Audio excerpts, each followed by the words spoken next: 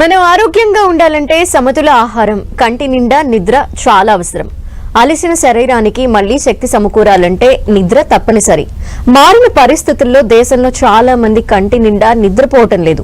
రోజుకి 8 గంటల పాటు ఎలాంటి అంతరాయాలు లేకుండా నిద్రించాలని చాలా మంది ఆశిస్తున్నప్పటికీ దేశంలో 59% మందికి ఆ అదృష్టం కలగటం లేదని లోకల్ సర్కిల్ సంస్థ తాజా అధ్యయనంలో వెల్లడైంది. 59% మంది భారతీయులు 6 గంటల కన్నా తక్కువసేపే నిద్రపోతున్నారని తెలిపింది.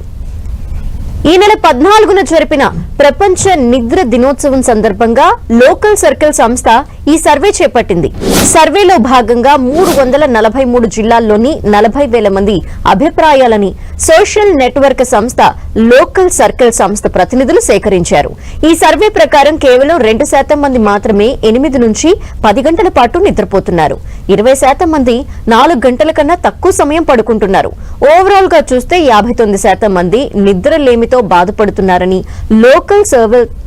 లోకల్ సర్వే సంస్థ సర్వేలో తేలింది.